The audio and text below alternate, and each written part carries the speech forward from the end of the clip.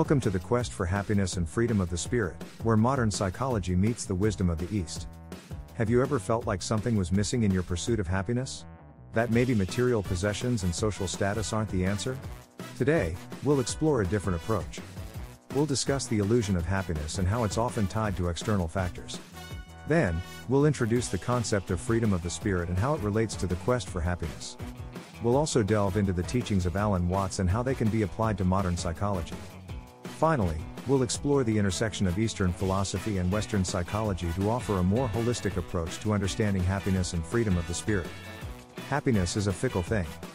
We often associate it with external factors such as material possessions and social status, but in reality, these things are just an illusion of happiness. They may bring temporary pleasure, but they do not lead to lasting fulfillment. Think about it. How many times have you achieved something you thought would make you happy, only to find yourself wanting more? The pursuit of material wealth and societal approval can be a never-ending cycle that leaves us feeling empty and unfulfilled. Freedom of the spirit is a concept that has been explored by philosophers, theologians, and psychologists for centuries. At its core, it refers to the ability to transcend the limitations of the physical world and connect with something greater than oneself. In the quest for happiness, freedom of the spirit plays a crucial role. It allows us to find meaning and purpose in life beyond material possessions and social status. Psychology has played an important role in this quest, from early explorations of consciousness to modern studies on mindfulness and meditation. The wisdom of the East offers a unique perspective on happiness and freedom of the spirit.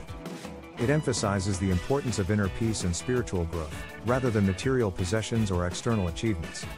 Alan Watts, a British philosopher who popularized Eastern philosophy in the West, believed that the Western emphasis on individualism and material success had led to a culture of anxiety and dissatisfaction.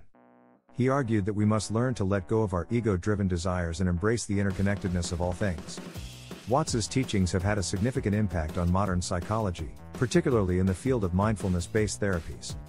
Mindfulness practices such as meditation and yoga are rooted in Eastern philosophy and have been shown to reduce stress, improve mood, and increase well-being. By incorporating these practices into their work, psychologists are helping people find a deeper sense of meaning and purpose in life.